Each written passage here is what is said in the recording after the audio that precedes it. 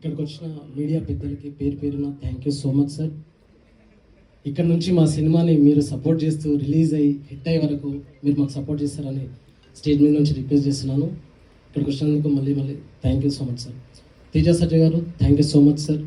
ఆయన ఈరోజు వచ్చి సపోర్ట్ చేయడం కాదు, సినిమా స్టార్ట్ అయినప్పటి నుంచి మాకు సపోర్ట్ చేస్తూనే ఉన్నారు. అది మాకు తెలుసు సీనులకి నాకు.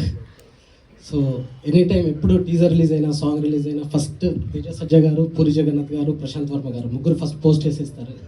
మేము అడగకముందే వేసేస్తుంటారు. Thank you so much sir. మీ సపోర్ట్ ఇంకా ఇలానే కంటిన్యూ అవ్వాలని కోరుకుంటున్నాను. సినిమా ఇది ఒక రియల్ స్టోరీ.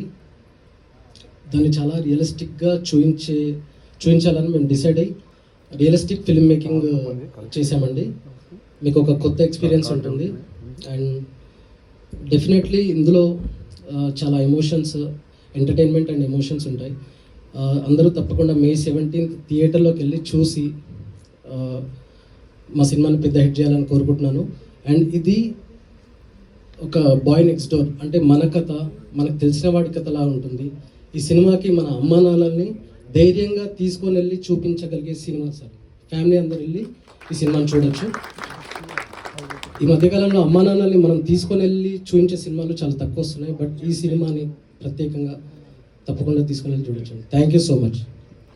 Thank you.